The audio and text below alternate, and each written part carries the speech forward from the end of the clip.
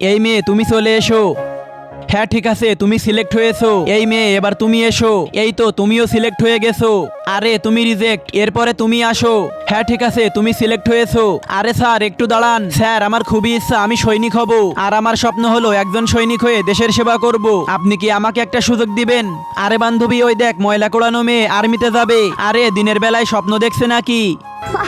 আরে তোমরা চুপ করো, আর তুমি এদিকে চলে আসো। লম্বাই তুমি তো পাশ হয়ে গেছো, এখন দেখা যাক পরবর্তী ট্রেনিং এ কি হয়। তোমরা আর একটা পরীক্ষায় পাশ করলেই তোমাদেরকে আর্মি বানানো হবে, কিন্তু তার আগে ওদিকে দেখো।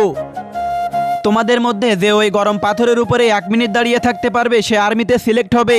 এই মেয়ে প্রথমে তুমি চলে এসো।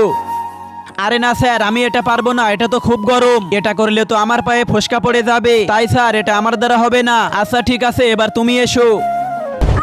আরে স্যার এই পাথরের উপরে 1 মিনিট তো দূরের কথা, আমি তো 1 সেকেন্ডও দাঁড়াতে পারবো না।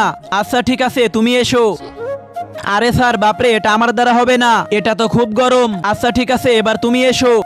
আরে প্রথমে তো ইয়ারফোনটা কানে পরে নেই, কিন্তু তার আগে তুমি যদি শয়তানকে ঘৃণা করো আর তোমার মাকে মন থেকে ভালোবেসে থাকো, তাহলে ভিডিওতে একটা লাইক করে চ্যানেলটিকে সাবস্ক্রাইব করে দাও। আমিও দেখি তুমি তোমার মাকে কতটুকু ভালোবাসো।